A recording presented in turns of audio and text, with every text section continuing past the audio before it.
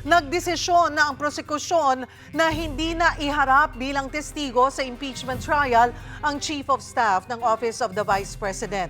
Isa na naman sa tinalakay sa ikalimang araw ng paglilitis ay kung meron nga ba talagang hitman na kinontrata si Vice President Sara Duterte. Para bigyan ng mukha ang balita, Mobile Journal, Amy Atienza.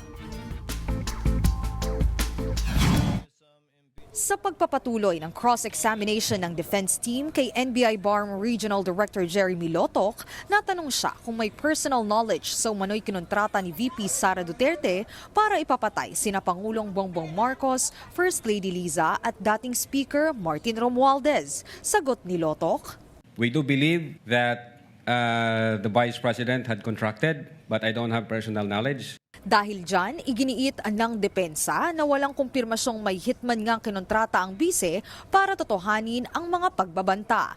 Pero sabi ng prosekusyon, Okay, the defense is entitled to their own conception of things. They're entitled to their own imagination. kinuwestiyon naman ni Attorney Vinluan kung paanong naging biktima ng grave threat sina PBBM, gayong hindi naman sila nagreklamo. Pero giit ni Lotoc, hindi kailangan ng reklamo at sapat naman ang mga ebidensya. So without any personal correspondences with them, you came to that conclusion, The evidence is clear, sir.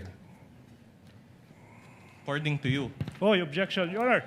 I move So- that... Oh, wait. Counsel, We cannot let this No, pass. that's part I of- move, Your Honor, that the defense counsel, with all due respect, be admonished from stating those unprofessional remarks. Binigyang diin ng prosekusyon ang sinabi ng Supreme Court na hindi kailangang may matakot bago sabihing pagbabanta ang isang pahayag. Sa panggigisa ng depensa kay Lotoc, naungkat pa ang grades ni VP Sara sa law school. Are you aware that the Vice President is a lawyer? I heard it in the news, sir. Oh, she has a higher grade than most of the lawyers here. But are you aware that she also worked as a court Objection, relevance, attorney? Your Honor. Relevance. Objection, Counsel for the relevance. respondent, kindly avoid those Yes. We will comply, Your disparaging Honor. statements, given that there are a lot of lawyers here and you don't know what their grades are. Binatikos naman ng prosekusyon ang mga diskarte ng depensa, lalong-lalo na ang pagpuntirya sa typographical errors sa mga dokumento. Yan na ba yung best nyo?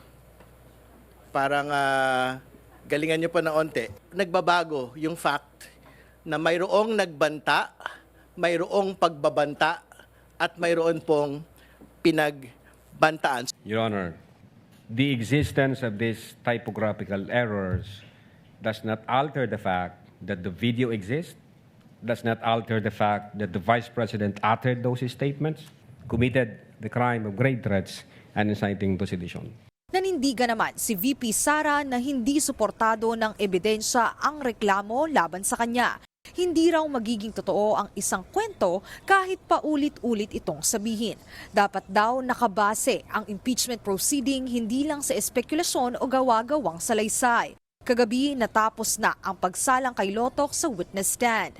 Nagdesisyon din ang prosekusyon na wag nang iharap si OVP Chief of Staff Attorney Zulaika Lopez. We find it totally unnecessary, redundant, and a surplusage to still present Attorney Zulaika Lopez and as well Captain Belinda. We don't bluff.